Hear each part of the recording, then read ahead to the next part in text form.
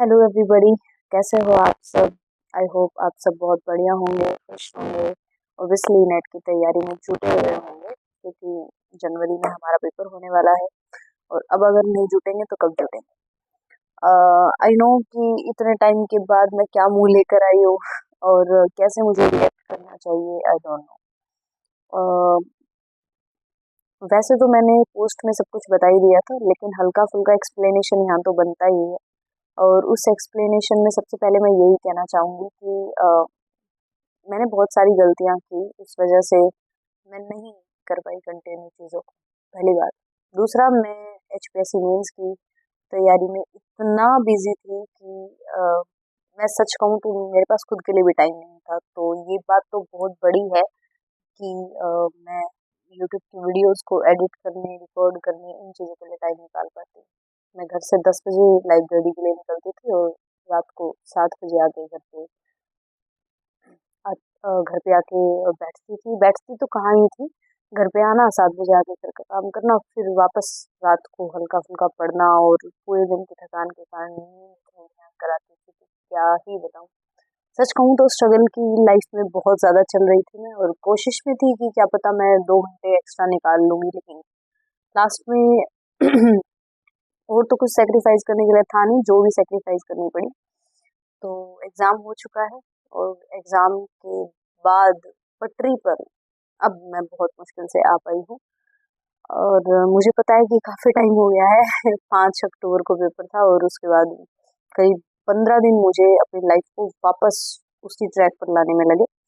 तो अब ऑब्वियसली मेरा पूरा टाइम यूट्यूब को ही जाने वाला है। कोशिश करूँ कि सारी चीज़ें नेट के पेपर होने तक कंप्लीट करवा पाऊँ, बट सच कहूँ तो इस बार वादा नहीं करूँगी, लेकिन कोशिश पूरी रहेगी। तो थोड़ा सा आज तबीयत खराब मेरे को अपनी लग रही है, लग क्या रही है हल्की फुल्की। तो अगर हल्की फुल्की खांसी जुकाम हो तो एडजस्ट कर लेना, ठीक है। तो शुरू करते हैं हिमास जेआरएफ मंत्रा पे हमारी आज की, इतने दिनों के बाद आज की पहली वीडियो जो है हमारी भक्ति काल की ज्ञानाश्रयी शाखा पर। हम यूनिट 2 जो है वो शुरू कर चुके हैं, जिसके अंदर हमारा आदिकाल पूरी तरह से कंप्लीट हो चुका था। और अब हम फुल एक्सप्लेनेशन के साथ हिंदी साहित्य का इतिहास और गद्य विधाएं, जो यूनिट 2 का नाम है सॉरी,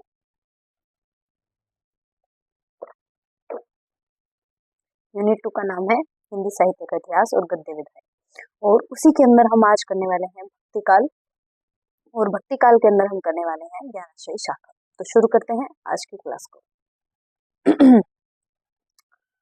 तो देखिए, सबसे पहले कि जो भक्ति है, यानी जो भक्ति शब्द है, या एक टाइप से देख लें कि सबसे पहले हम देखेंगे कि भक्ति शब्द जो है उसकी व्युत्पत्ति कैसे हुई है, और अभिमत यानी कि उसको लेकर अलग अलग विभिन्न मत जो है वो क्या है। तो देखिए, सबसे पहले एक व्यक्ति था मोनियर विलियम्स, उन्होंने सबसे पहले कहा कि भक्ति शब्द की उत्पत्ति भज्य धातु से हुई है। और भक्ति शब्द का सर्वप्रथम उल्लेख श्वेता श्वेतर उपनिषद में मिलता है। श्वेता श्वेतर नाम का उपनिषद है, 12 उपनिषद हमारे, याद ही होगा आपको, छांदोग्य, बृहदारण्यक, ऐसे करके श्वेता श्वेतर नाम का एक उपनिषद है, जो एक टाइप से जिसके अंदर हमें भक्ति शब्द का सर्वप्रथम उल्लेख हमें मिलता है। और भक्ति की उत्पत्ति मोलियन विलियम्स ने क्या मानी है, उन्होंने भज्य धातु मानी है, यानी कि भज यानी किसी चीज को भजना। मतलब एक टाइप से देखा जाए तो भक्ति किसी भी प्रकार की हो सकती है, वो इंसान की भी की जा सकती है, वो एक साधारण मनुष्य से लेकर किसी भी प्रकार से भक्ति की जा सकती है। अब हम चाहें तो हम भगवान को एक ठाठवाद विष्णु जी के रूप में भी देख सकते हैं, और हम चाहें तो विष्णु जी के वराह अवतार में देख सकते हैं। तो मुझे नहीं पता कि ये चीजें कहाँ तक सत्य है, और सच बताऊं तो मैं इन पर कोई कमेंट करना भी नहीं चाहूंगी। लेकिन पहली बात जो इसके अंदर है वो ये है कि भगवान ने कभी भी जानवरों के अंदर भेद करके जो है वो अपने अवतार, उपनिषद में हमें जो अवतार सुनने को मिलते हैं उनमें भी भगवान ने किसी प्रकार के जीव के साथ कोई भेदभाव नहीं दिखा रखा। अब भगवान का वराह अवतार है, सूअर जैसे नीच जिसको कोई हाथ लगाना भी पसंद नहीं करता, उसका भी अवतार जो है वो भगवान ने ले रखा है। तो सोचने वाली बात है कि कहीं ना कहीं हमारे सामने एक एक जो आदर्श प्रस्तुत किया गया है भगवान का, वो ये है कि भगवान कभी भी प्राणियों में, जब वो किसी प्राणी में ही भेद नहीं कर रहे, किसी ऐसे जीव में भेद नहीं कर रहे जो बोल नहीं पा रहा, अपनी फीलिंग्स को नहीं बता पा रहा, तो वो इंसान में कहाँ भेद करेंगे। तो एक प्रकार से ये एक कड़ा प्रहार था उपनिषद में ये बात बताने का वराह अवतार के बारे में। मुझे पता है मैं थोड़ा सा आउट ऑफ पॉइंट जा रही हूँ, बट ये वराह अवतार बताने का जो सबसे बड़ा था, ये मैं इसको अपना ओपिनियन बता रही हूँ कि इसका एक कड़ा प्रहार था ये कि इंसान ने जो है वो भेदभाव किया है और इंसान ने ही भेद बनाए हैं। भगवान ने कभी किसी भी प्राणी मात्र में भी भेद नहीं किया। ठीक है, आगे देखते हैं। भक्ति आंदोलन के उदय के संबंध में कुछ विद्वानों के विभिन्न अभिमत जो है वो शामिल है। अभिमत मतलब मिले जुले। अब जैसे देखो ईसाइयत देन, सबसे पहले जो हमारे जॉर्ज ग्रियर्सन है, जिन्होंने, याद कीजिए क्या था, जॉर्ज ग्रियर्सन ने पहला एक ऐसा इतिहास ग्रंथ लिखा था जो अच्छे तरीके से क्या था, व्यवस्थित था। तो ग्रियर्सन है, और नाम क्या था उनका, माफ कीजिए, ग्रियर्सन के इतिहास ग्रंथ का तो वो था the vernacular literature of Hindustan. ठीक है, उन्होंने कहा कि ईसाइयत की देन। उन्होंने कहा कि भक्ति आंदोलन जब हुआ तो उसका जो सबसे बड़ा कारण था वो था ईसाइयों के, जब ईसाइयों के अंदर जो बहुत ज्यादा व्यभिचार फैला और ईसाइयों ने जो धर्म मतलब फैलाया, उसके बाद उस धर्म से जो है वो भक्ति आंदोलन का उदय हुआ। क्योंकि एक टाइप से ईसाई का धर्म बहुत शुद्ध था, लेकिन धीरे धीरे उसके अंदर भी बहुत सारी चीजें जो है वो फैलने लग गई। बहुत सारे एक टाइप से वाइन, ऐसी ऐसी चीजें, महामुद्रा, योग मुद्रा, ऐसी चीजें करके उसको इतना गंदा बना दिया गया कि अब भक्ति आंदोलन का उदय होना संभव हो गया था। तो ग्रियर्सन नहीं माना। उसके बाद देखिए आचार्य रामचंद्र शुक्ल ने इस्लामी आक्रमण की प्रतिक्रिया, इन्होंने कहा कि जब इस्लामों का आक्रमण हुआ, यानी इस्लामी यानी कि तुर्की और अफगान लोग जो भी हमारे देश पे आए, उन्होंने आक्रमण किए, तो उन्होंने आक्रमण सिर्फ और सिर्फ हमारे धन पर नहीं किया, उन्होंने हमारे मन पर भी आक्रमण किया। किस प्रकार से कि उन्होंने हमारे उन्होंने क्या किया, हमारे मंदिर लूट लिए। और मंदिर लूटे वो भी नहीं, उन्होंने मंदिरों की मूर्तियां तोड़ी, हमारे जिनको हम अपना आदर्श मान रहे हैं, जिनको हम पूज रहे हैं, एक टाइप से उन्होंने हमारी श्रद्धा, हमारी भक्ति को बाहर निकाला।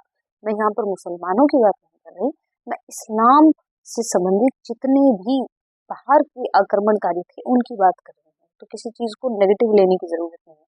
तो उन्होंने क्या किया, इस्लामी इस आक्रमणकारी जो थे उन्होंने मूर्तियों को भी तोड़ा। और उन मूर्तियों की, ये बात रामचंद्र शुक्ल कह रहे हैं कि ये इस्लामी आक्रमण जो हुआ उस वजह से हमारे जो मतलब एक टाइप से देश की जो जनता थी, जो भोली वाली जनता थी, उनको किसी न किसी तरह से जगाने के लिए भक्ति आंदोलन का उदय होना किसी न किसी प्रकार से जरूरी था। ये बात आचार्य रामचंद्र शुक्ल की कही है। हम रामचंद्र शुक्ल की सीरीज जो हम कल ही स्टार्ट करने वाले हैं, हिंदी साहित्य का इतिहास, उसके अंदर हम ये चीज पढ़ेंगे और बाकायदा पढ़ेंगे। ठीक है, आगे देखिए हजारी प्रसाद द्विवेदी। तो भारतीय चिंतन धारा का स्वाभाविक विकास, हजारी प्रसाद द्विवेदी जो है ना, ये चीज मैंने ना विकास द्विवेदी सर से भी सुनी थी, उनकी वीडियोज में भी देखा था, और मैंने और भी 2-3 जब इतिहास ग्रंथ मैंने पढ़े, जैसे बच्चन सिंह का इतिहास वगैरह पढ़ा, आचार्य हजारी प्रसाद का नहीं पढ़ा अभी तक, लेकिन पढ़ा इनका बच्चन सिंह का पढ़ा और रामचंद्र शुक्ल का पढ़ा, और इनका हल्का फुल्का जब मैंने अनुमान लगाया तो मुझे हजारी प्रसाद द्विवेदी बड़े लॉजिकल इंसान लगे।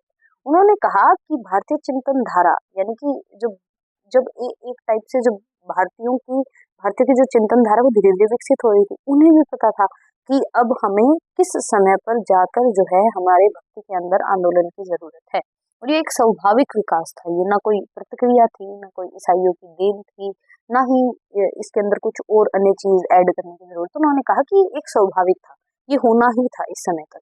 क्योंकि ऑब्वियसली जब किसी भी धर्म के अंदर एक टाइप से जब व्यभिचार फैलने लग जाएगा, जिस धर्म को बहुत लोग फॉलो कर रहे हैं एक समय तक, और उसके अंदर बहुत व्यभिचार फैलने लग जाए, तो कुछ टाइम के बाद लोग उस धर्म को छोड़ना शुरू कर देंगे। अब जैसे मान लीजिए कि हमारा धर्म है हिंदू धर्म है, हिंदू धर्म को मोस्ट ऑफ क्या, ऑलमोस्ट इंडिया के लोग हिंदू है। लेकिन जब एक टाइम के बाद हमारे हिंदू धर्म के अंदर इतना व्यभिचार फैल जाए, गलत चीजें फैल जाए, और हमारी जो आने वाली पीढ़ी और हम ये चीज कभी भी नहीं मानेंगे, हम गलत के खिलाफ बोलने वाले लोग हैं। तो जब हमें ये व्यभिचार दिखेगा तो ये हम दो करेंगे, या तो उस व्यभिचार को खत्म करने की कोशिश करेंगे। अगर वो खत्म नहीं होता है बाई चांस, तो हम उसकी तरफ से विमुख हो जाएंगे, हम उससे दूर भागने की कोशिश करेंगे। उस चीज को अगर हम खत्म नहीं कर पा रहे हैं तो उस चीज को हम छोड़ देंगे, ऐसा करने की कोशिश करेंगे। ये हमारा एक स्वाभाविक चिंतन होगा। तो वही बात आचार्य प्रसाद द्विवेदी कह रहे कि एक भारतीय चिंतन धारा का स्वाभाविक विकास था। आगे देखिए गजानन माधव भक्ति बोध जो है, इन्होंने क्या किया, इन्होंने कहा कि ऐतिहासिक सामाजिक शक्तियों के रूप में जनता के दुख व कष्ट से हुआ। यानी कि एक टाइप से इतिहास के अंदर भी बहुत सारी चीजें चल रही थी और सामाजिक शक्तियों के रूप में भी जनता के दुख और जो कष्ट थे उनसे भक्ति आंदोलन का उदय हुआ। यानी लोगों को एक टाइप से अपनी एक टाइप से एक सांत्वना की जरूरत थी और उस सांत्वना देने के लिए उनको भक्ति आंदोलन की आवश्यकता थी। ठीक है, अगला देखिए कि भक्ति काल संबंधी संज्ञाएं, यानी कि भक्ति काल को कौन से विद्वान ने क्या कहा। कुछ महत्वपूर्ण विद्वान, जैसे पहले ही बता दी, ये मैं जो है कंटेंट वो है वो दृष्टि से भी उठाया है और ऑलमोस्ट आधा मैंने गोविंद पांडे जो है, गोविंद और सरस्वती पांडे दंपति की जो किताब है उनसे भी लिया है। आगे देखिए भक्तिकालीन संबंधी संज्ञाएं, तो भक्तिकालीन हिंदी साहित्य, भक्तिकाल हिंदी साहित्य का स्वर्ण युग जॉर्ज ग्रियर्सन ने किया और कहा और डॉक्टर श्याम सुंदर दास ने कहा। हालांकि ऐसे question one line question almost बनने बंद हो गए हैं, कुछ 2 4 5 क्वेश्चन आ जाते हैं तो आ जाते हैं, लेकिन अगर आ जाता तो ये बहुत इंपॉर्टेंट क्वेश्चन है कि भक्ति काल हिंदी साहित्य का स्वर्ण युग है, जॉर्ज ग्रियर्सन और डॉक्टर श्याम सुंदर दास ने कहा। जरूरी नहीं है कि ये क्वेश्चन वन लाइनर लिया जाए, जिस हिसाब से एनटीए क्वेश्चन पेपर अभी बना रहा है तो उस हिसाब से वो एक चीज और डाल सकता है। इसके 3 क्वेश्चन बन सकते हैं, भक्ति काल हिंदी साहित्य का स्वर्ण युग किसने कहा, या फिर भक्ति काल हिंदी साहित्य का स्वर्ण युग आचार्य हजारी प्रसाद द्विवेदी ने कहा। अब नीचे लिख देंगे असत्य कथन छांटिए, कंफ्यूज हो जाएंगे। उसके अलावा ये बोल देंगे भक्ति काल हिंदी साहित्य का स्वर्ण युग जॉर्ज ग्रियर्सन और आचार्य हजारी प्रसाद द्विवेदी ने कहा, असत्य कथन छांटिए इस प्रकार से। या फिर ऐसा बहुत अगर इनको सिंपल बनाना होगा तो ऐसा लिख देंगे कि भक्ति काल हिंदी साहित्य का स्वर्ण युग जॉर्ज ग्रियर्सन और डॉक्टर श्याम सुंदर दास ने ये संज्ञा दी।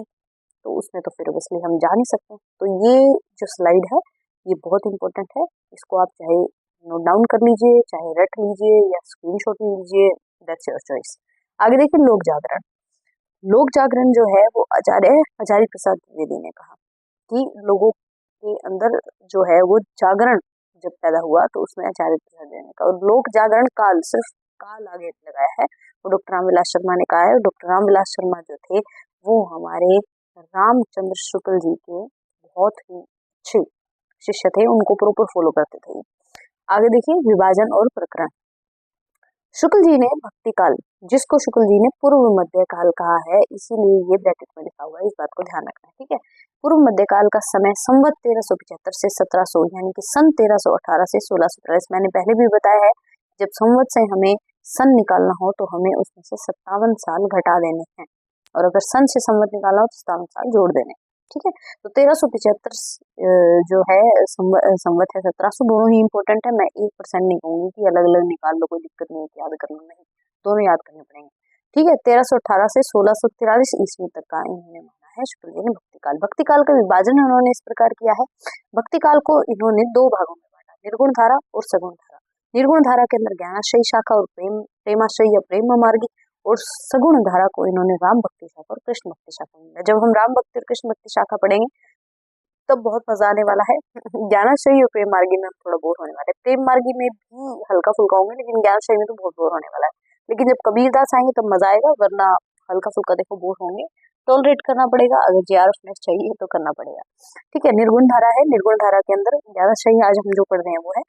तो इन्होंने 2 भागों में भक्ति काल को बांटा, निर्गुण धारा और सगुण धारा। निर्गुण की भी 2 धाराएं, ज्ञानाश्रयी और प्रेमाश्रयी, और सगुण की भी 2 थी, राम भक्ति और कृष्ण भक्ति।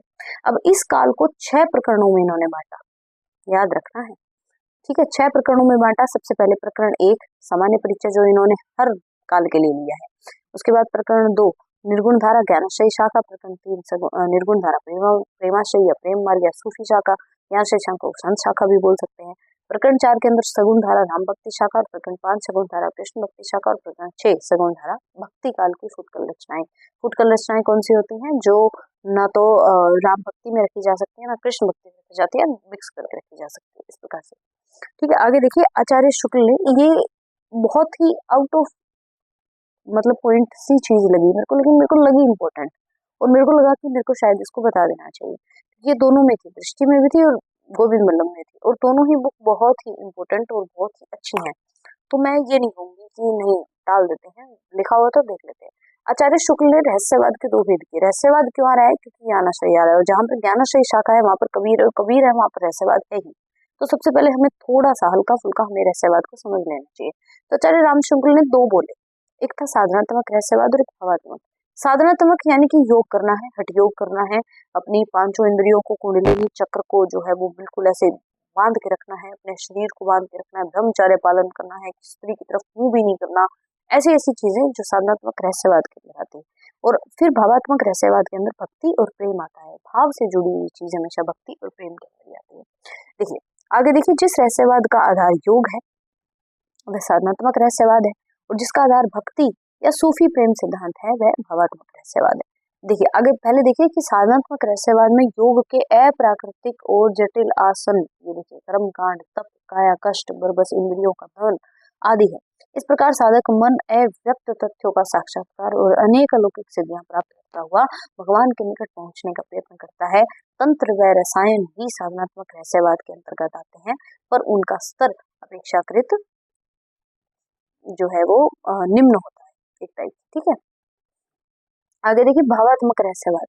भावात्मक रहस्यवाद की कई श्रेणियां हैं, जिसमें से किसी एक रहस्य भावना को आधार मानकर भक्त सरल और मधुर भाव से श्रद्धारत होता है। और इसका सबसे अच्छा उदाहरण पता कौन है?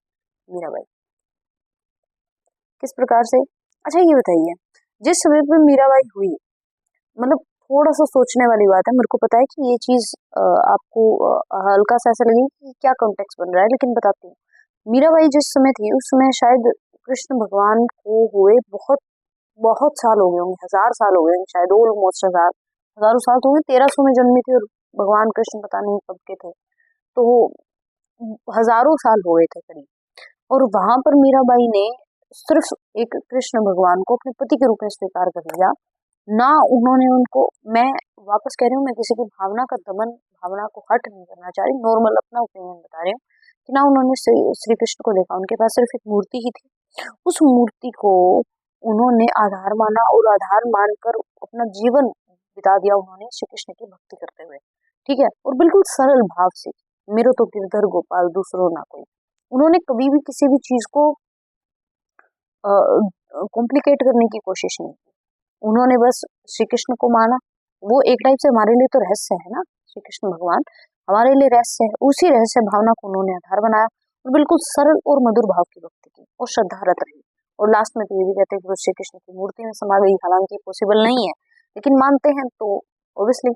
अब आज के देखिए, भक्त और साधक में अगाध विश्वास और आत्मसमर्पण की भावना प्रभु रहती है, जो मीराबाई में बहुत ही थी। इस रहस्यवाद के अंतर्गत अद्वैत धर्म की ही कल्पना होती है, अद्वैत ब्रह्म की कल्पना होती है, ठीक है। आगे देखिए रसेश्वर दर्शन।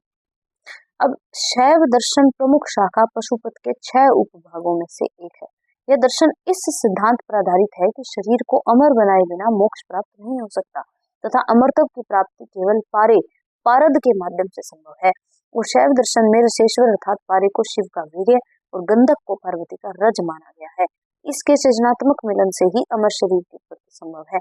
यह अद्वैत दर्शन का पोषक है। संवत की 10वीं शताब्दी में सोमानंद ने शिव दृष्टि ग्रंथ में इसकी विशद व्याख्या की। विशद मतलब खुल की व्याख्या की, और यह प्रमुख 6 दर्शनों में से सम्मिलित नहीं है, जैसे कि पद्मावत रसेश्वर दर्शन भी मिलता है। उसके बाद देखिए सरस्वती दर्शन संग्रह। यह मध्वाचार्य विद्यारण्य द्वारा रचित ग्रंथ है। इसमें मध्वाचार्य ने 16 दर्शनों का वर्णन किया है, जिसमें रसेश्वर दर्शन भी एक है। मध्वाचार्य द्वैतवाद के प्रवर्तक मध्वाचार्य से भिन्न है, मध्वाचार्य नहीं, ठीक है। रसेश्वर दर्शन मेरे को हालांकि इम्पोर्टेंट लगा, दैट्स व्हाई मैंने डाल दिया। आप एक बार इसकी रीडिंग जरूर मान लेना, क्या पता यार कहाँ से क्या आ जाए, तो मेरे हिसाब से रीडिंग कर लेना है छोटी सी, ठीक है। अगला देखते हैं। अगला देखिए कुछ दर्शन है, ये इम्पोर्टेंट स्लाइड है। तो देखिए अद्वैतवाद, विशिष्टाद्वैतवाद, द्वैताद्वैतवाद, द्वैतवाद, शुद्धाद्वैतवाद, ठीक है। अद्वैतवाद किसका था? अद्वैतवाद था शंकराचार्य का, ठीक है। विशिष्टाद्वैतवाद किसका था? विशिष्टाद्वैतवाद था रामानुजाचार्य का,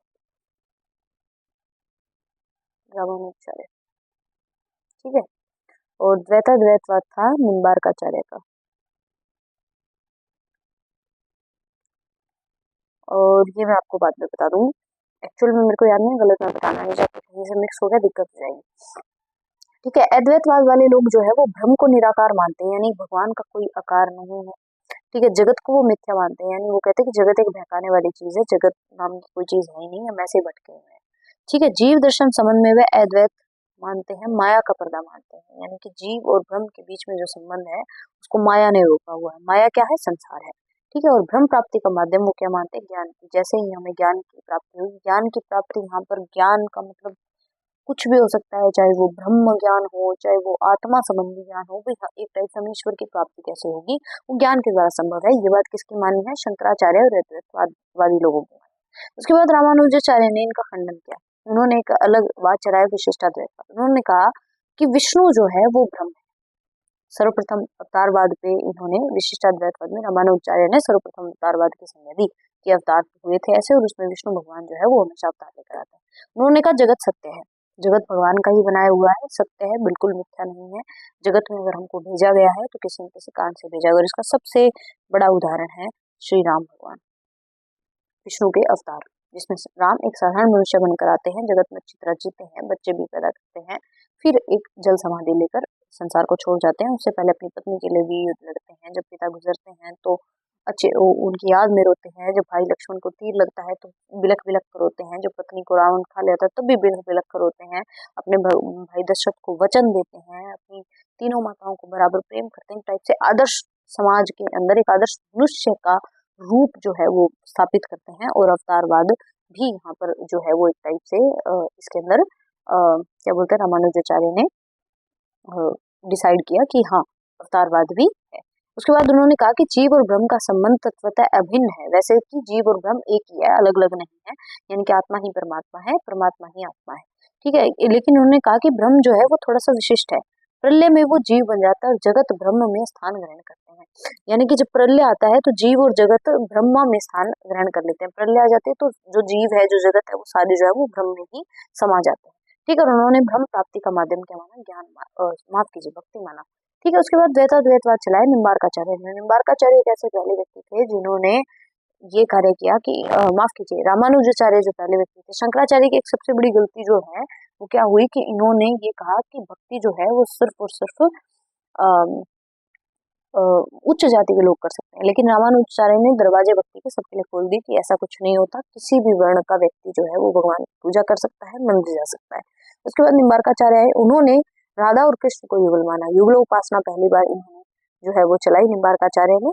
इसको द्वैताद्वैत को हम याद ऐसे भी याद कर सकते हैं, द्वैताद्वैत, दो बार द्वैत आ रहा है, ठीक है। तो राधा और कृष्ण और निम्बार्काचार्य, ठीक है, उन्होंने भी जगत को सत्य माना। और उन्होंने कहा कि वैसे तो ये अभिन्न है किंतु संसारिक दृष्टि से भिन्न है। प्रलय के समय एक, जैसे कृष्ण और गोपियां, यानी कि जब प्रलय आएगी तो दोनों एक हो जाएंगे। वही रामानुजाचार्य जैसी सेम सेम सी बात थी, ठीक है। आगे देखिए, एक सेकंड लीजिए। और इन्होंने ब्रह्म प्राप्ति का माध्यम माना युगल भक्ति उपासना, यानी अगर राधा और कृष्ण में से किसी एक को पूजोगे तो नहीं मिलेगी ब्रह्म की प्राप्ति, यानी राधा और कृष्ण दोनों को सेम पूजना पड़ेगा, दोनों की बराबर भक्ति करनी पड़ेगी, ठीक है। उसके बाद देखिए द्वैताद्वैतवाद, माफ कीजिए, द्वैतवाद। द्वैतवाद में इन्होंने विष्णु और पत्नी लक्ष्मी विष्णु की शक्ति है, यानी विष्णु भगवान जो है वो लक्ष्मी के बिना अधूरे हैं। और उन्होंने भी जगत को सत्य माना। इन्होंने कहा जीव और जीव में भी भेद है, जीव और जगत भी अलग अलग है। अंतिम स्थिति में भी भेद जगत सृष्टि शक्ति के द्वारा, यानी जगत की जितनी भी सृष्टि की जाती है वो माता लक्ष्मी के द्वारा की जाती है। और हर प्राणी के अंदर भेद होता है, हर जीव और जगत के अंदर भेद होता है, और अंतिम स्थिति में भी भेद होता है। यानी कि अब मान लीजिए कि भगवान राम थे तो वो चाहे तब जो है वो एक टाइप से अपना शरीर त्याग सकते थे। उन्होंने चाह जल समाधि लेके शरीर त्याग, उन्होंने त्याग दिया। लेकिन क्या हम जल समाधि लेके शरीर त्याग सकते हैं? हिम्मत ही नहीं होगी भाई। तो यानी जीव और जीव में भी और भगवान और जीव में भी उन्होंने भेद माना है द्वैताद्वैतवाद में। और उन्होंने भक्ति माना किसको? ब्रह्म प्राप्ति के माध्यम को। उसके बाद आते शुद्धाद्वैतवाद। इन्होंने कहा कि श्री कृष्ण योगेश्वर क्योंकि अलिप्त और राम लिप्त थे। इन्होंने कहा कि वैसे तो विष्णु के अवतार श्री कृष्ण और राम दोनों हैं, लेकिन राम जो थे वो संसार से लिप्त थे, लेकिन कृष्ण जो थे वो योगी थे। अब ये चीज कैसे प्रूव होती है? महाभारत देख लीजिए आप कि पूरा महाभारत चल रहा है और लास्ट में जब माता गांधारी श्री कृष्ण को एक टाइप से श्राप देती कि तूने मेरे पुत्रों को मार डाला, तूने जो है वो सबसे ज्यादा मर्यादा को उल्लंघन किया। जब हम अंधाई पढ़ेंगे ना तो उसमें भी आएगा, तो कि तूने जो है वो सबसे ज्यादा मेरे सबसे ज्यादा अधर्म का पालन जो है वो तो तूने ही किया है। तो श्री कृष्ण वहां पर कहते हैं, पता नहीं कौन कहता है, मेरे को याद नहीं आ रहा, उसमें ये बात कहते हैं कि श्री कृष्ण ये बात बोलते हैं कि माता तुम्हारे पुत्र नहीं मरे हैं, मरा हूँ हर बार मैं ही, कि अगर 1000 मृत्यु हुई है तो 1000 बार लाखों बार जितनी मृत्यु है वो सब मेरी ही मृत्यु हुई है, और सबसे ज्यादा दुख मैंने ही भोगा है, सबसे ज्यादा मैं ही रोया। एक टाइप से कहा कि कृष्ण जो है वो योगी थे, लेकिन उसके पश्चात भी उनके चेहरे पर हमेशा एक स्माइल रहती थी, यानी वो अलिप्त थे, यानी वो किसी भी मुंह से बंधे हुए नहीं थे।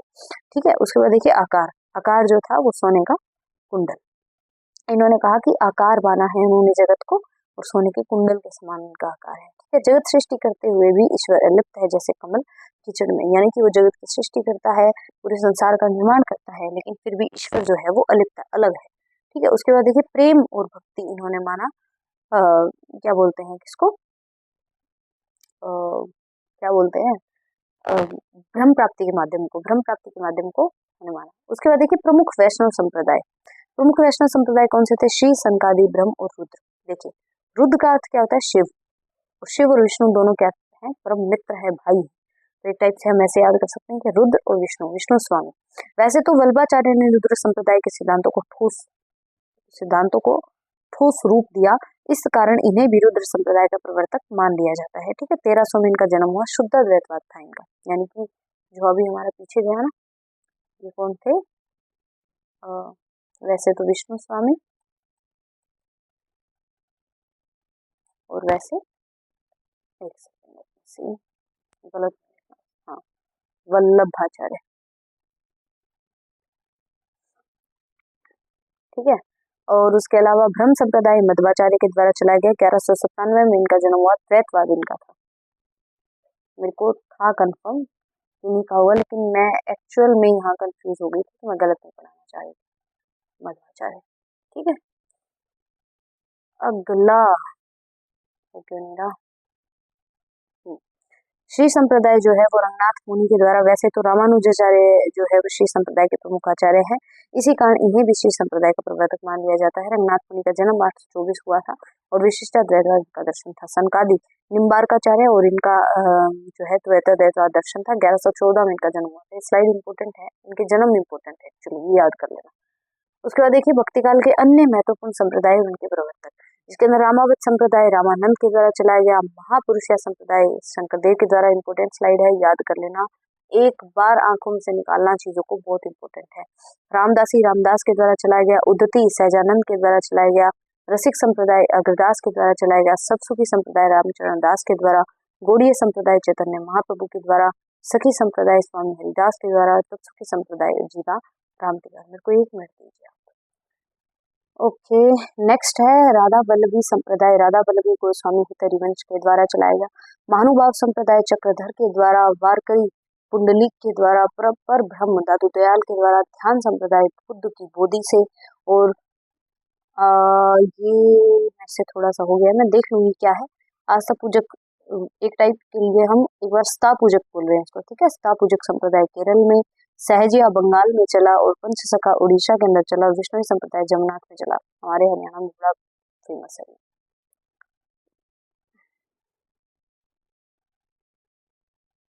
ठीक है, अब हम आते हैं हमारी यूनिट के पहले इम्पोर्टेंट पार्ट पे। ठीक है, ये देखिए संत काव्य धारा। संत काव्य धारा के अंदर निर्गुण धारा ज्ञान शाखा आज हम पढ़ने वाले हैं। तो सबसे पहले हम बात करते हैं विशेषताओं की। विशेषताएं क्या क्या थी, ज्ञानाश्रय शाखा की विशेषताएं क्या क्या थी, इन्होंने ऐसे कौन कौन से कार्य किए जो इम्पोर्टेंट थे। ठीक है, अब उसके अंदर देखिए सबसे पहले अनिश्चित दार्शनिक आधार, यानी कि शंकर अनिश्चित दार्शनिक आधार का मतलब है कि इन्होंने कोई ऐसा खास आदर्श लेकर नहीं चले, जैसे कृष्ण भक्ति शाखा है, तो उन्होंने कृष्ण को ही अपने आदर्श के रूप में स्थापित किया कि कृष्ण की ही पूजा करनी है। राम भक्ति शाखा वाले तो वो राम को ही करते हैं। एक कंपटीशन भी आजकल चला हुआ है, मैंने देखा है, जैसे भजनों का कंपटीशन, भजन सेम है, बस यहाँ पे श्री कृष्ण की जगह राम डाल दिया, राम की जगह श्री कृष्ण डाल दिया, बस इतनी सी बात है। ठीक है, अब आगे देखिए कि विशेषताएं हैं अनिश्चित दार्शनिक आधार। अनिश्चित दार्शनिक आधार यानी कि इन्होंने शंकर का अद्वैतवाद लिया, नाथों का हठ योग लिया, सूफियों का तसव्वुफ लिया, और वैष्णवन का प्रतिवाद और अहिंसावाद लिया।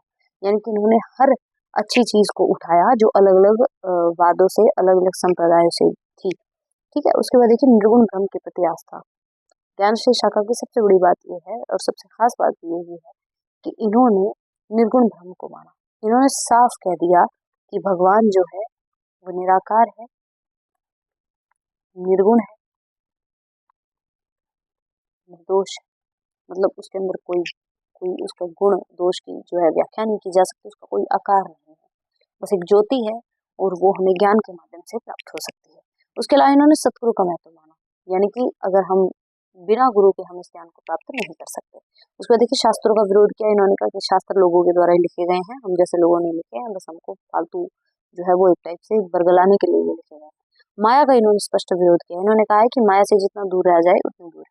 माया का इन्होंने सबसे, ये चीज मेरे को सबसे गलत लगी इनको इनकी, इन्होंने कहा कि माया का दूसरा रूप स्त्री है, जो मेरे को कतई पसंद नहीं है इनकी। ठीक है, उसके बाद देखिए आत्मविश्वास, आत्मविश्वास की प्रबलता, आत्मविश्वास की प्रबलता इनमें बहुत है भाई। सेल्फ कॉन्फिडेंस इनका इतना मतलब चरम सीमा पर है। साफ कह रही हैं कबीरदास जी, स्पष्ट कह दे रहे हैं, यार मेरे को जरूरत ही नहीं है तुम्हारे भगवान की, सीधी बात है, मैं अपने ज्ञान के द्वारा प्राप्त कर लूंगा ईश्वर को, तुम्हारी मूर्ति की जरूरत नहीं मुझे, सीधा कहते हो। ठीक है, आडम्बरों का विरोध करते हैं, आडम्बरों का स्पष्ट विरोध किया, जो मेरे को बड़ा पसंद आया है इनका। उसके बाद देखिए वर्ण व्यवस्था, वर्ण व्यवस्था और जाति प्रथा का विरोध इन्होंने स्पष्ट किया, जिसके अंदर रैदास इनका सबसे अच्छा उदाहरण है। वर्ण व्यवस्था में कबीर ने स्पष्ट ही कहा है कि संसार के अंदर जितने भी जीव हैं सब एक ही हैं और एक ही ईश्वर के द्वारा बनाए गए। और वो एक तो इनकी फेमस लाइन है, जे तू बाबन बाबन ही का जाया, तो वहां से क्यों ना आया जहां से मैं आया। मतलब एक पता नहीं ऐसी कुछ लाइन है कि अगर तू ब्राह्मणी का इतना जन्म जन्म कर रहा है कि मैं ब्राह्मणों से पैदा हुआ हूँ, तो फिर वहां से कैसे आया, वैसे ही तेरा जन्म कैसे हुआ जैसे हमारा जन्म हुआ है, तू अलग से क्यों, मतलब अलग विधि से पैदा क्यों नहीं हुआ। तो ठीक है, उसके बाद देखिए सांप्रदायिकता का विरोध, एकता पर बहुत बल देते हैं। ज्ञानश्री शाखा के जितने भी संत कवि हुए हैं, प्रमुखतः कबीरदास, इन्होंने एकता पर बल दिया है। इन्होंने कहा है कि सांप्रदायिकता में कुछ नहीं रखा, जैसे अ, दोनों को इन्होंने पीटा है, भिगो भिगो के जूते मारे हैं इन्होंने हिंदुओं को आडम्बरों के लिए टोका है और मुसलमानों का आडम्बरों के लिए टोका है। सांप्रदायिकता का कतई इन्होंने कट्टर विरोध किया है।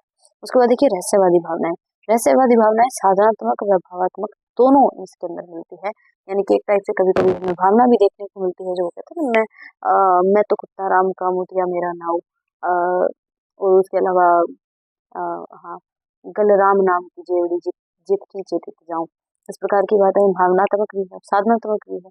ठीक है, तो आगे देखिए शिल्पगत विशेषताएं क्या रही। शिल्पगत विशेषताएं कि इन्होंने जो ग्रंथ लिखे, ऑब्वियसली इन्होंने नहीं लिखे, इनके शिष्यों ने लिखे, इनका एक सीधा काम था, ये ना दो चीजों में बिलीव कर रहे थे, एक तो कि ये खुद की, मतलब एक टाइप से खुद की शांति पर ज्यादा इनका ध्यान था, पहली बात तो ये है।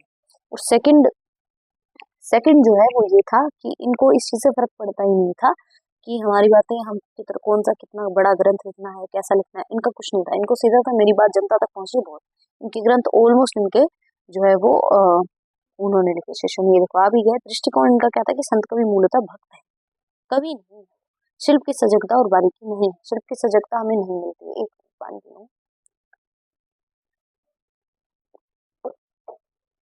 शिल्प की सजगता बिल्कुल नहीं मिलती। कबीर की भाषा बहुत अच्छी है, भाषा बहुत ही अच्छी है, सदुखड़ी भाषा का इन्होंने लिया है, लेकिन इन्होंने ऐसा नहीं है कि इन्होंने बिल्कुल ऐसे छांट छांट के तुलसीदास की तरह बिल्कुल ऐसे हर जगह के ऊपर छंद है, अच्छे तरीके से अलंकार का प्रयोग है, इतनी ही मात्राएं हैं, इतने ही छंद है, ऐसा नहीं। जैसा मन में आया वैसा बोल दिया, इनके शिष्य ने लिख डाला, वही ग्रंथ बन गया। उसके बाद देखिए, और ये सबसे अच्छी चीज है, उसके बाद देखिए भाषा, अनेक स्थान पर संप्रदाय से संबंधित शब्दावली के सदुखड़ी, ब्रज, राजस्थानी, पंजाबी, अरबी, फारसी आदि भाषाओं के शब्दों के मेल के कारण पंचमेल खिचड़ी बन गई है। एक जगह टिकते नहीं थे भाई, संत थे और ऊपर से इनको कभी तो हमने बोला है संत थे, घूमते फिरते रहते थे, जहाँ की भाषा समझ में आई वहीं की भाषा में लिख दिया कुछ। उसके बाद देखिए उलटवासी, हड्डियों के प्रभाव के कारण उलटवासी का प्रयोग मिलता है। ये अंत साधनात्मक अनुभूतियों को व्यक्त करने वाली प्रतीकात्मक उक्तियां हैं, जो नाथों की संधा भाषा का ही अगला चरण है। हठयोग में सुरती नियति का अर्थ है अंतर्नाद सुनना और उसी में लीन हो जाना। सुरती नियति यानी कि अपने मन के अंतर्नाद को सुनना, अपने मन की आवाज को सुनना और उसी आवाज को सुनते रहना, लीन हो जाना। इसको कुछ लोग पागल भी बोलते हैं, कुछ लोग इसलिए इसको रहस्यवाद भी बोलते हैं। उसके बाद देखिए प्रस्तोता, यानी कि हमारी जो ज्ञानश्री शाखा है उसका नामकरण किन किन विद्वानों ने किस किस प्रकार से किया, ये बात बताने के लिए। तो सबसे पहले आते हैं हमारे one and only James Bond Ramchandra Shukla ji. इन्होंने ज्ञानश्री शाखा बोला। हजारी प्रसाद द्विवेदी ने निर्गुण भक्ति कहा। रामकुमार वर्मा और परशुराम चतुर्वेदी और गणपति चंद्रगुप्त, इन तीनों ने संत काव्य धारा के प्रथम कवि और प्रस्तोता, यानी कि पहले कवि किसको माना, तो कबीरदास को जो है माना रामचंद्र शुक्ल, हजारी प्रसाद द्विवेदी और रामस्वरूप चतुर्वेदी है। रामस्वरूप चतुर्वेदी और राम कुमार वर्मा ऑलमोस्ट रामचंद्र शुक्ल को ही फॉलो करते हैं। हजारी प्रसाद द्विवेदी ने भी माना, और गणपति चंद्रगुप्त और राम कुमार वर्मा जो है इन्होंने नामदेव को माना। राम कुमार वर्मा यहाँ पर हमको हल्के से कबीर से वो दिखे। ठीक है, आगे देखिए संत कवि व उनकी रचनाएं। सबसे पहले आते हैं हम नामदेव पर। नामदेव ने अभंग की रचना की मराठी भाषा में। इन्होंने हिंदी में भी प्रचुर मात्रा में रचना की। गुरु ग्रंथ साहिब में हिंदी रचना मिलती है। संत नामदेव की पदावली का संपादन भगीरथ मिश्र ने किया है, इंपॉर्टेंट है। उसके बाद देखिए रैदास। रैदास की वाणी ईश्वर, महिमा, ज्ञान और भक्ति परक काव्य, व्यवहारिक ब्रज भाषा, अवधी, राजस्थानी, खड़ी बोली और उर्दू फारसी का मिश्रण हमें मिलता है। उसके बाद देखिए सबसे पहले हम बात करें अगर नामदेव की, तो हिंदी में भक्ति साहित्य का आरंभ सामान्यतः नामदेव से माना जाता है। इन्होंने सगुण व निर्गुण दोनों धाराओं में रचना की और भय, आडम्बर और कर्म कांडों का खंडन किया। साथ ही प्रभु नाम स्मरण पर विशेष बल दिया। प्रवृत्ति संतों पर दूसरा प्रभाव पड़ा। प्रवृत्ति यानी इनसे अलग। उसके बाद देखिए सगुण पदों की भाषा ब्रज या परंपरागत काव्य भाषा है और निर्गुण वाणी की भाषा नाथ पंथियों द्वारा ग्रहित खड़ी बोली या सदुकड़ी भाषा। छीपा दर्जी जाति से संबंधित थे, यानी कि ये एक टाइप से दर्जी कोई जाति छीपा उससे संबंधित थे। इनका संबंध वारकरी संप्रदाय से था, ये इम्पोर्टेंट है। इनका संबंध वारकरी संप्रदाय था। सगुण से निर्गुण की ओर इन्हें ज्ञान देव यानी ज्ञानेश्वर लेकर आए थे। नामदेव के गुरु विसोबा के जरिए बहुत बार आया है नेट PYQs में, जो कि नाथपंथी कट्टर थे। ठीक है, नाथपंथी कट्टर थे। नाथपंथी कौन थे? कानों में बड़े बड़े बाले से डाल कर, पहले बहुत डर लगता था बचपन में, जो वो आते थे ना तो हमको मम्मा ना हमेशा डराती थी कि ना तेरे को झोली में डाल के जाएंगे, शरारत मत कर। जब भी बाबा लोग आते थे हम निकलते ही नहीं थे बाहर जब तक वो जाते नहीं थे। उसके बाद देखिए रैदास। रैदास जो है इन्होंने स्वयं को अपने कई पदों में चमार कहा और कह रैदास खलास चमारा, ऐसी मेरी जाति विख्यात चमत्कार चमार। और यही एक ऐसे व्यक्ति थे जिन्होंने भक्ति के अंदर जात पात को प्रॉपर तरीके से मिटाया। उन्होंने साफ कहा कि हाँ मैं वही चमार हूँ और भगवान की पूजा करता हूँ। ठीक है, रैदास के 40 पद गुरु ग्रंथ साहिब में संग्रहित है। आचार्य रामचंद्र शुक्ल ने साधो संप्रदाय को, जिसकी स्थापना संवत 1600 ईस्वी में उदयदास के शिष्य वीरभान ने की थी, रैदास की परंपरा में माना है, क्योंकि उदयदास रैदास के शिष्य थे। साधो संप्रदाय के प्रभाव क्षेत्र में फर्रुखाबाद व मिर्जापुर भी है, अतः रैदास का अलग प्रभाव पंजाब की ओर भी है। सोचने वाली बात नहीं कि कोई विद्वान कितना ज्यादा रिसर्च करते हैं तब जाके वो ऐसे ग्रंथ लिख पाते हैं, और हम 2 मिनट में क्रिटिसाइज कर देते हैं क्या लिखा है, समझ ही नहीं आ रहा कुछ। भाई तुम करके देखो, आ जाएगा। उसके बाद देखिए धन्ना व मीरा ने रैदास का नाम बहुत आदर के साथ लिया है, और अनंत दास की कबीर परचई और प्रियादास के सटीक भक्तमाल में रामानंद को रैदास का गुरु माना गया है, परंतु रैदास की रचनाओं में कहीं भी रामानंद का उल्लेख नहीं मिलता। रैदास सिकंदर लोदी के निमंत्रण पर दिल्ली गए थे और रैदास का मोक्ष स्थान काशी गंगा घाट था, ये इम्पोर्टेंट है। रैदास का मोक्ष स्थान काशी का गंगा घाट, जैसे वो कौन थे, कुंभन दास, उनको अकबर ने बुलाया था, रैदास को सिकंदर लोदी ने बुलाया था, ये आ सकते हैं, ध्यान रखना है। ठीक है, आगे देखिए हमारे one and only Kabirdas. Kabir के सुमिरन को अंग, विरह को अंग, गुरुदेव को अंग, पर्चा को अंग, माया को अंग आदि को साखी में ही रचित माना जाता है, और अधिकांश संत कवियों का प्रिय काव्य रूप है ये साखी जो है ये। और श्याम सुंदर दास ने साखी संकलित की, कणपा व गोरखनाथ आदि से आरंभ, और साक्षी का तद्भव रूप और उपदेश प्रधान काव्य रूप। ठीक है, उसके बाद आता है शब्द। पद व वाणी का प्रयोग शब्द के लिए, अधिकांश शब्द रागबद्ध और सिद्धों के चर्या पदों का अगला चरण। श्याम सुंदर दास द्वारा 403 जो है वो शब्द संकलित किए गए, और मुख्यतः ब्रह्म और जीव के भावनात्मक संबंधों पर चर्चा। कबीर के यहाँ शब्द के 4 अर्थ, ब्रह्म, क्या हो गया, ब्रह्म, और दूसरा सिद्धनाथ परंपरा में कोई क्रिया, गति या स्पंदन, विश्वसनीय व्यक्ति द्वारा कहा गया कथन शब्द, और गुरु द्वारा शिष्य को दीक्षा के अवसर पर दिया गया कोई मंत्र। जो आजकल नहीं चलता कि शब्द लिया है तो शब्द लिया है, नाम लिया है, ऐसा कुछ। उसके बाद देखिए रामायणी संख्या 84 है। चुपाई दोहा छंद का अक्रमबद्ध प्रयोग है, राम अथवा रामायण से मिश्रित है, गाने के पद भी है। उसके बाद बसंत फाग या फगुआ भी कहते हैं बसंत लोकगीत की अवधारा बनाकर 11 गीत लिखे गए हैं। बसंत के वातावरण में गाए जाने वाले गीतों से संबंधित और परमार्थ तत्व पर चर्चा भी इसके अंदर है। उसके बाद कहरा, कहार नामक लोकगीत से निश्चित है। इसमें पिछड़ी जातियों की सामाजिक सांस्कृतिक चेतना व्यक्त होती है, परंतु कबीर ने इसकी विषय वस्तु को बदलकर इंद्रिय सुख व परमात्मा से जोड़ दिया और 12 छंद है इसके अंदर। उसके बाद चांचर, इसे चरचरी भी कहते हैं। चांचर शीर्षक की 2 रचनाएं हैं और प्रसिद्ध लोक विधा जिसका प्रयोग अपभ्रंश साहित्य में होता है। सामान्यतः होली का वर्णन पर कबीर ने माया का विवेचन किया। हिंडोला, सावन में झूला झूलती महिलाओं का लोकगीत। हिंडोला शीर्षक से 3 रचनाएं कबीर ने आध्यात्मिकता का वर्णन किया।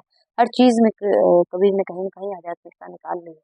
उसके बाद देखिए विप्रमति, 30 पंक्तियों की रचना है। ब्राह्मणों के पाखंड और भायाचार से संबंधित है। अधिकांश विद्वान केवल साखी शब्द और रमैनी बीजक को ही कबीर की प्रमाणिक रचनाएं मानते हैं। अब आते हैं हम कबीर की जीवन परिचय पे। तो इनका 1398 में काशी में जन्म हुआ और मृत्यु 1598 में मगहर में हुई। तो रटा हुआ है, पता नहीं कब से, छोटे से थे ना 5वीं क्लास में, तब से कबीर पढ़ते हैं। उसके बाद देखिए कबीर, कबीर चरित्र बोध में इनकी जन्म तिथि का निर्देश मिलता है। इनके माता पिता निरुनिमा और पुत्र पुत्री कमाल कमाली थे। इनकी पत्नी के रूप में लोई का नाम दिया जाता है। इनके गुरु रामानंद थे। हालांकि इनके कुछ अनुयायी शेख तकी को भी इनका गुरु मानते हैं। सिकंदर लोदी के समकालीन थे। बहुत बहुत ज्यादा कहते हैं कि इनके ऊपर एक टाइप से बहुत ज्यादा वो किए गए थे, अत्याचार किए गए थे सिकंदर लोदी के द्वारा। कबीर की वाणी का संग्रह उनके शिष्य धर्मदास ने बीजक 1664 में किया है। उनके 3 भाग है, रमैनी, शब्द और साखी। साखी साक्षी शब्द शब्द और रमैनी रामायण। साक्षी दोहा है, सोठा व चौपाई भी है। सधुकड़ी भाषा है, पंजाबी मिली खड़ी बोली, पंचमेल खिचड़ी। ठीक है, शब्द के अंदर गे पद है, ब्रज भाषा और ये कौन सी बोली है मेरे को एक्चुअल में इसमें दिख नहीं रहा, और कैमरा जो है ना ये प्लेस नहीं हो रहा, मैंने बहुत बार कोशिश करके देखी। ठीक है, और रमैनी जो है वो रामायण है, चौपाई दोहा है, और दोनों के अंदर ही ब्रज भाषा और एक शायद तुर्की है, तो तुर्की बोली का हल्का फुल्का प्रयोग मिलेगा। उसके बाद देखिए वर्तमान में बीजक ग्रंथावली में उपलब्ध है। पूरनदास द्वारा बीजक पर लिखी हुई त्रिज्या टीका अत्यधिक प्रसिद्ध है, इम्पोर्टेंट है ये। उसके बाद देखिए सर्वप्रथम 1892 ईस्वी में प्रकाशित हुई, मोस्ट इम्पोर्टेंट। इसके बाद बम्बई के वेंकटेश्वर प्रेस व अन्य स्थानों से निकली। आचार्य शुक्ल ने धर्मदास द्वारा संकलित बीजक का समय 1521 यानी कि 1664 माना और कबीर की वचनावली की सबसे प्राचीन प्रति का समय 1561 यानी 1504 ईस्वी माना है। बीजक में साखी शब्द व रमैनी संकलित है। अधिकांश विद्वान कबीर को इन्हीं 3 रचनाओं को प्रमाणिक मानते हैं। श्याम सुंदर दास ने कबीर ग्रंथावली का और अयोध्या सिंह उपाध्याय हरिऔध ने कबीर वचनावली का संप्रदाय किया है। बहुत ही इंपॉर्टेंट लाइन है। और कबीर वाणी का सबसे पुराना साक्ष्य गुरु ग्रंथ साहिब में मिलता है। बहुत इंपॉर्टेंट लाइन है, नोट कर लेना। श्याम सुंदर दास ने किसका किया है? कबीर ग्रंथावली का। और अयोध्या सिंह उपाध्याय ने किसका, हरिऔध ने किसका किया है? कबीर वचनावली का संपादन किया है। ठीक है, क्या हो जाता है पता नहीं इसके।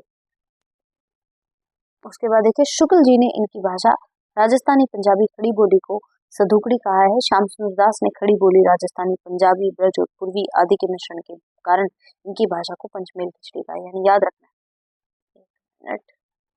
पंचमेल खिचड़ी किसने कहा है? श्याम सुंदर दास ने कहा है।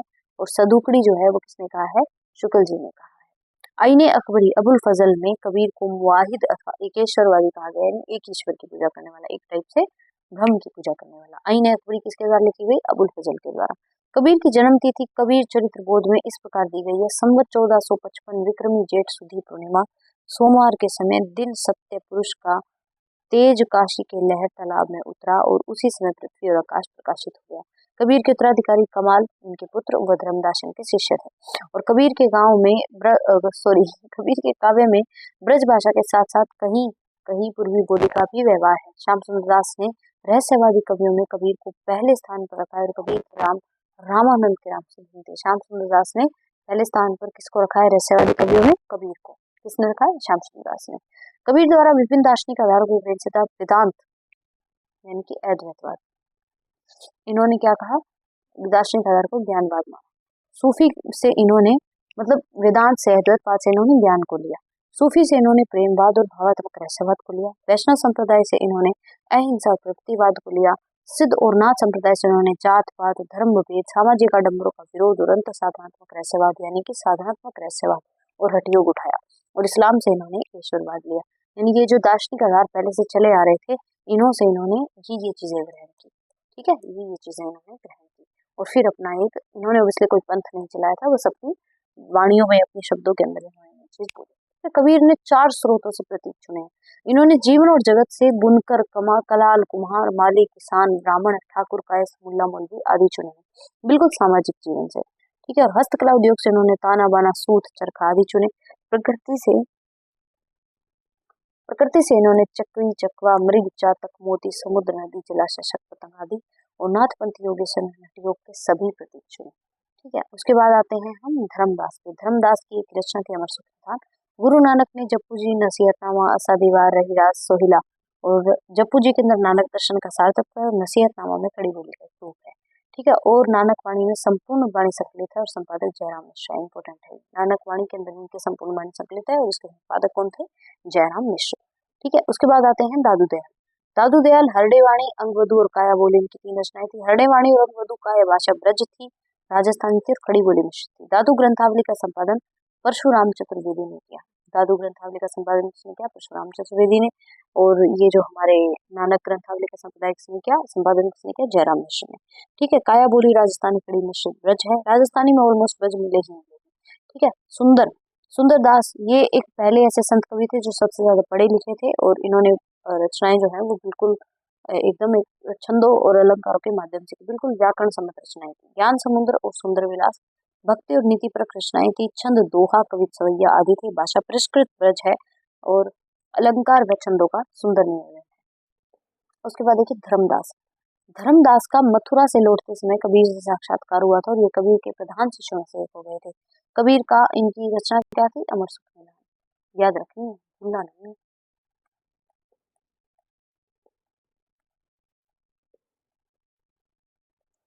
कबीर का शिष्य बनने के लिए इन्होंने अपनी विशाल संपत्ति दान कर दी थी। संवत 1575 में कबीर की मृत्यु के बाद इनकी गद्दी इन्हें मिली और धर्मदास की कविता में पूर्वी भाषा का व्यवहार मिलता है। इनकी रचना है सुख निधान। या ही गया, देख के नहीं बोला था मैंने, याद था मेरे को।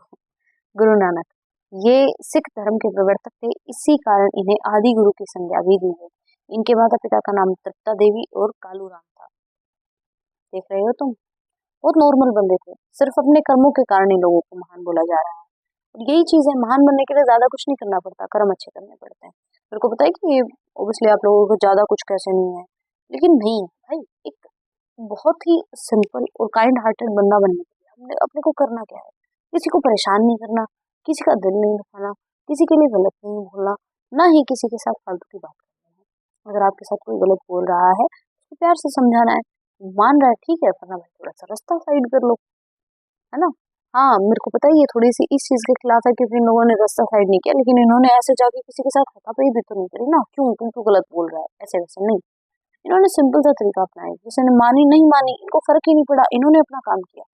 इनका सिंपल सा फंडा था कि हम अपना काम करके जाएंगे, हम ऐसे ही नहीं मरेंगे, हम संसार को कुछ दे के जाएंगे। इस चीज से उन्हें फर्क ही नहीं पड़ रहा था कि इनकी चीज को कितने लोग कंज्यूम कर रहे हैं, कितने लोग इन्हें गाली दे रहे हैं। 2 गाली क्या फर्क पड़ता है? अगर इनके 100 में से एक बंदा इनकी बात को कंज्यूम कर रहा है और 99 गाली दे रहा है तो इनको 99 से फर्क नहीं पड़ रहा, उनको सिर्फ इस एक बंदे से फर्क पड़ रहा है जो इनके ज्ञान को कंज्यूम कर रहा है। क्योंकि इनको पता है कि कल को ये एक बंदा जाकर 10 शिष्य बनाएगा, 10 शिष्यों के अंदर उनकी बात कहीं ना कहीं पहुंचेगी।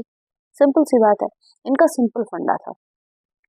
ये लड़ाई दंगों में विश्वास नहीं रखते थे जो आजकल चल रहा है ना, ये ऑनलाइन जय श्री राम करना और जय श्री राम के पिता का नाम भी नहीं पता होना, ये चीजें इन्होंने नहीं की। ये बहुत सिंपल और सॉर्टेड बंदे थे और इनको सिंपल पता था कि हमें हमारे जीवन का लक्ष्य क्या है, इन्होंने वही किया। इन्होंने अपने जीवन को अ, इन्होंने कभी ये कोशिश नहीं की मेरे को अपना जीवन महान बनाना है, मुझे महान बनना है, नहीं। इन्होंने सो कॉल्ड महान बनने की कोशिश कभी नहीं की। इन्होंने सिर्फ अपने जीवन को दान में दिया समाज को। इन्होंने कहीं ना कहीं कोशिश की धार्मिक आडंबरों को दूर करने की, धर्म भेद को दूर करने की, वर्ण को दूर करने की, वर्ण व्यवस्था को खत्म करने की इन्होंने कोशिश की। ऐसा नहीं कि इनमें गलतियां नहीं थी, उन्होंने भी बहुत सारी गलतियां की होगी अपने जीवन में। साधारण कबीर के 2 पुत्र थे, पत्नी थी और ये क्या करते थे? जुलाहे थे, यानी कि एक टाइप से कपड़ा वो करते थे, है ना। बिल्कुल सिंपल सीधे साधे इंसान थे, लेकिन इन्होंने अपने जीवन को उस तरीके का बनने नहीं दिया कि इनकी साधारण सी जिंदगी है। इन्होंने अपनी चीजों को, अपने ज्ञान को बांटा, इन्होंने हर चीज के खिलाफ बोला, लेकिन बहुत साधारण तरीके से, शांत तरीके से, किसी के जाके हाथापाई नहीं करी। इन्होंने अपने शब्दों का इस्तेमाल किया। ठीक है, हम ज्यादा आउट ऑफ कंटेक्स्ट नहीं जाते हैं। उसके देखिए इनके भक्ति भावपूर्ण भजनों का संग्रह संवत 1661 में गुरु ग्रंथ साहिब में किया गया। इन्होंने पंजाबी, फारसी, बहुल पंजाबी और हिंदी में रचना की। अधिकांश साहित्य पंजाबी में है, परंतु ब्रज भाषा के शब्दावली का प्रयोग भी किया गया। आदि ग्रंथ गुरु ग्रंथ साहिब के अंतर्गत महिला नामक प्रकरण में इनकी वाणी संकलित है और उसमें शब्द श्लोक मिलते हैं। ठीक है, अगला देखिए, सिखों के 5वें गुरु अर्जन देव ने गुरु ग्रंथ साहिब का संपादन किया और इनमें नानक के पूर्व अन्य संतों की वाणी भी संकलित है। नानक वर्ण व्यवस्था व कर्म कांड के विरोधी थे, पर हिंदू मुसलमान और एकता के पक्षधर थे। नानक पहले संत थे जिन्होंने विदेशी आक्रमणकारियों के खिलाफ आवाज उठाई थी। ये हमारे लास्ट कौन थे? गुरु गोविंद सिंह जो थे ना, सबसे लास्ट शायद इनके गुरु थे, वही थे। उस वो इनका ना पंच शहजादे ऐसा कुछ करके इनकी वो थी, क्या बोलते हैं, मूवी आई थी, उसमें देखा था। उसमें ना एक लाइन बोली मेरे को बहुत पसंद आई वो लाइन, कि हमारे जो पिताजी हैं यानी कि गुरु गोविंद सिंह जी जो हैं, वो मुसलमान और हिंदू के खिलाफ नहीं है, वो मुसलमानों के खिलाफ नहीं, वो धर्म के खिलाफ नहीं है, वो बुरे लोगों के खिलाफ है, वो अत्याचार के खिलाफ है। ये चीज हमारे संत कवियों ने हमें दी, चाहे वो कोई भी हो। अच्छा, कभी कभी मैं सोचती हूँ कि लोग है ना हिंदू मुसलमान इतना करते तो हैं। मुझे पता है कि अब ना बहुत सारे, हो सकता है कभी भी जब भी ये वीडियो बहुत सारे लोगों के पास पहुंचे, उसके नीचे एक कमेंट जरूर मिलेगा कि आप तो पहलगाम अटैक को कैसे बोल सकते हो, जो पुलवामा अटैक था उसको कैसे बोलते हो, मुसलमानों ने किया था, वो किया था मुसलमानों ने। लेकिन मैं मुसलमान और हिंदू की बात ही नहीं कर रही, मैं इंसान की बात कर रही हूँ। आप कहीं से निकल रहे हो, सड़क पर एक बंदा गिरा हुआ है, तड़प रहा है, अगर आप एक बहुत अच्छे इंसान हैं, चलिए बहुत भी नहीं, आप एक बहुत साधारण बंदे हैं, आप उसको तड़पते हुए देख जाओगे, या फिर आप ये देखोगे, हाँ भाई तेरा हाथ दिखा या तेरा मत्था दिखा तो तू मुसलमान है कि हिंदू है, अगर तूने तिलक लगा रखा है तो मैं तुझे जो है वो हॉस्पिटल लेके जाऊंगा, वरना तुझे तेरी कौम वाले लेके जाएंगे। नहीं, एक साधारण, एक सहृदय व्यक्ति कभी भी ऐसा नहीं करता है। उसके सामने एक इंसान होता है, वो उस इंसान की तरह ही सोचता है। ये बात मेरा कहना है, और यही हमारे सभी संत कवियों ने या हमारे जितने भी महान व्यक्ति उसमें ने यही बात बोली है कि हमें भेद नहीं करना है, न जाति पाति के आधार पर, न पैसे के आधार पर, न वर्ण के आधार पर, न कौम के आधार पर, न धर्म के आधार पर, हमें सिर्फ इंसान देखना है, इंसानियत रखना है। आगे देखिए, नानक संभवतः अकेले भक्त कवि हैं जिन्होंने नारी की निंदा नहीं की, और ये ही मुझे नानक की सबसे अच्छी बात लगती है, इन्होंने नारी की निंदा। कबीरदास बहुत ही अच्छे संत कवि थे, इन्होंने बहुत सारी चीजों को बहुत स्ट्रिक्टली और स्टेटली बोला है, स्ट्रेट फॉरवर्ड बंदे हैं। लेकिन इन्होंने जो नारी के बाद जो इन्होंने बोले है, तुलसीदास ने भी बोले, इन्होंने भी बोले, वो मुझे नहीं पसंद आई। आगे देखिए, इनके बड़े पुत्र श्रीचंद ने उदासी संप्रदाय की स्थापना की, जो हम पहले पढ़ के आ चुके हैं। अगला देखिए, दादू दयाल। जन गोपाल के जन्म लीला पर्ची में वृद्ध भगवान को इनका गुरु कहा गया है। जन गोपाल नाम का कोई व्यक्ति है, उसका एक ग्रंथ है जन्म लीला पर्ची, उसमें एक वृद्ध भगवान नाम के व्यक्ति इनको इनका गुरु बताया गया है। दादू की रचनाओं में कबीर का नाम बहुत आया है, अतः निसंदेह ये कबीर के मतानुयायी नहीं थे, लेकिन इन्होंने अपना अलग पंथ दादू पंथ चलाया। सत्संग आदि से ब्रह्म संप्रदाय की रूपरेखा बनने लगी, जिससे भविष्य में पर ब्रह्म संप्रदाय कहा गया, जो कालांतर में दादू पंथ नाम से संज्ञा से स्थापित हुआ। दादू ने भराने की पहाड़ी नराला के निकट राजस्थान पर अपना शरीर छोड़ा, और यह स्थान दादू पंथी का प्रधान केंद्र है। यह दादू के कपड़े व पोथियां अभी तक रखी हुई है। दादू पंथी तिलक और कंठी नहीं धारण करते, एक सुमरनी रखते हैं और सतनाम कहकर अभिवादन करते हैं।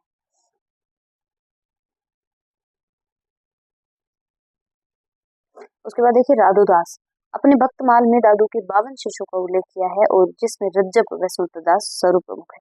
दादू के उत्तराधिकारी उनके पुत्र गरीबदास व मस्किन दास हुए, और दादू दयाल के शिष्य जगजीवन दास ने सत्यनामी संप्रदाय चलाया। निर्गुण भक्त होने पर भी दादू ने ईश्वर के सगुण रूप को भी मान्यता दी।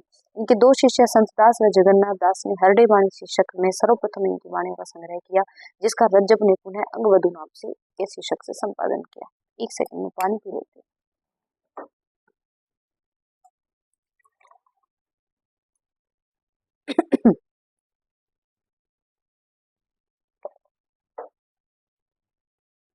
उसके बाद देखिए, दादू दयाल की रचनाओं में इस्लामी साधनात्मक शब्दों का खुलकर प्रयोग मिलता है। प्रसिद्ध है कि इन्होंने 20,000 पदों में साखियों की रचना की, परंतु अब तक बहुत ही कम उपलब्ध है। इनकी काव्य भाषा ब्रज भाषा है, जिसमें राजस्थानी व खड़ी बोली के शब्दों का मिश्रण है, और कबीर के समान पूर्वी हिंदी का व्यवहार इन्होंने नहीं किया है। आगे देखिए मलुकदास। मलुकदास का जन्म 1574 में कड़ा जिला कौशाम्बी पूर्व में प्रयागराज में हुआ, और मलुकदास के गुरु के संबंध में मतभेद है। कुछ कील को इनका गुरु मानते हैं, कुछ द्राविड़ विट्ठल को। हालांकि मलुकदास ने सुख सागर में गुरु देवनाथ के पुत्र पुरुषोत्तम का गुरु रूप में स्मरण किया है। निर्गुण भक्त होने के बाद भी मलुकदास कुछ समय तक सगुण ब्रह्म की आराधना में तत्पर थे। इनकी भाषा में अरबी फारसी शब्द प्रचुर मात्रा में मिलते हैं। इन्होंने खड़ी बोली में भी रचना की है। इनकी सबसे महत्वपूर्ण रचना ज्ञान बोध है। इन्होंने अवधी व ब्रज भाषा में रचनाएं की, संस्कृत व फारसी व अन्य बोलियों के शब्दों का प्रयोग किया। ठीक है, अब उसके बाद देखिए प्रमुख संत सिख कवि और उनकी रचना। सिख कवि है, ये ध्यान रखना, इंपोर्टेंट स्लाइड है। ठीक है, गुरु अंगद देव हुए। 1504 में अधिग्रंथ में श्लोक व दोहा संकलित है। गुरु अमरदास 1469 में तीसरे गुरु थे, आदिग्रंथ में संकलित थे। रामदास चौथे गुरु 1514 में जन्म हुआ, आदिग्रंथ के चौथे महिला में है। गुरु अर्जुन देव 1563 में उनका जन्म हुआ, पांचवें गुरु है, आदिग्रंथ के पांचवें महिला में। सुखमनी 52 अखरी और 12 मासा भाषा ब्रज भाषा है। गुरु तेग बहादुर 1622 नौवे गुरु है, नौवे महिला। और गुरु गोविंद सिंह 1664 में अंतिम गुरु थे। चंडी चरित्र इनकी रचना थी, और विचित्र नाटक इनके द्वारा लिखा गया। अब आते हैं प्रमुख संत कवियों का संक्षिप्त जीवन वृत्त। बहुत ही इंपोर्टेंट स्लाइड है। देखिए रैदास का जन्म हुआ 1388 में, ये याद कर लेना, और इसको याद करने की ट्रिक बताऊं। रतन दमसू, बस इतना याद रखना। ये इंपोर्टेंट जो है ना उनका बता रही हूँ। रतन से रैदास, कैसे कबीरदास, न से नानक, द से दादू दयाल, और दमसू में से मलुकदास, और से सुंदरदास। वैसे रैदास 1388, कबीरदास 1398, जमनाथ 1451, गुरु नानक 1469, लालदास 1540, दादू दयाल 1544, मलुकदास 1574, सुंदरदास 1596। ठीक है, काशी में जन्म हुआ दोनों का, रैदास और कबीरदास का। रामानुज के गुरु थे दोनों के। जमुनाथ के गुरु नागौर में जन्म हुआ, बाबा गोरखनाथ के जन्म थे। ननकाना में गुरु नानक का जन्म हुआ। लालदास अलवर में जन्म हुआ, गदन चिश्ती इनके गुरु थे। और राधू दयाल अहमदाबाद में इनका जन्म हुआ, वृद्ध भगवान थे। कड़ा प्रयागराज में इनका जन्म हुआ, वर्तमान में कौशाम्बी जिला। और पुरुषोत्तम इनके गुरु थे। जयपुर दादू दयाल में सुंदरदास का जन्म हुआ 1596 में। उसके बाद है अन्य प्रमुख संत कवियों का संक्षिप्त जीवन वृत्त। जैसे धर्मदास है, बादोगढ़ में इनका जन्म हुआ, कबीरदास। या आप प्लीज स्क्रीनशॉट लेके ही रीड कर लेना, इंपॉर्टेंट हल्की फुल्की है तो एक बार देखने में कुछ नहीं जाता है। ठीक है, ये आप देख लेना प्लीज। उसके बाद देखिए प्रमुख संत कवियों से संबंधित प्रसिद्ध ग्रंथ, प्रसिद्ध स्थल, ये इंपॉर्टेंट है। सम्राथल जमुनाथ का समाधि स्थल। ठीक है, अलख दरीबा सत्संग स्थल है दाऊद दयाल का। बाबालाल की शैल बड़ौदा में है बाबालाल की। मगर मृत्यु स्थल है कबीरदास का। तलवंडी ननकाना जन्म स्थल है गुरु नानक का। सांगानेर मृत्यु स्थल है सुंदरदास का। और भराना राजस्थान मृत्यु स्थल है दाऊद दयाल का। दाऊद दयाल से संबंधित दो आए हैं, अलग दरीबा सत्संग स्थल और भराना मृत्यु स्थल। ठीक है, ओके, दैट्स इट। आज हमने हमारी ज्ञानाशयी जो है वो कंप्लीट कर ली है, और कल हम हमारी भक्ति काल की प्रेमाशयी शाखा जो है उस पर वीडियो डालेंगे। उसके अलावा मैं PYQ और रामचंद्र शुक्ल वाली वीडियो भी कल दोनों की दोनों डाल दूंगी। ठीक है, और इसी के साथ आज की हमारी क्लास को हम खत्म करते हैं। किसी का कोई भी सजेशन है, कोई भी पर्सनल आपको सजेशन मुझे देना है, तो आप मुझे अपने इस क्या बोलते हैं, सॉरी थोड़ी सी कंफ्यूज हो गई हूँ। आप मुझे इस जीमेल आईडी पे मेल कर सकते हैं, और टेलीग्राम चैनल है उसको आप ज्वाइन कर लीजिए। और if you have any feedback about the class, my mistakes, any suggestions, any confusion आपकी है, तो आप मुझे प्लीज़ कमेंट बॉक्स में बताना, ताकि मैं उन चीज़ों में सुधार कर सकूँ और आपकी प्रॉब्लम्स को भी जो है वो अनदेखा ना कर पाऊँ। ठीक है, तो आज की क्लास को करते हैं यहीं पे ख़त्म। ध्यान रखिए। Good night everybody. मिलते हैं कल एक नई क्लास के साथ, नई टॉपिक के साथ।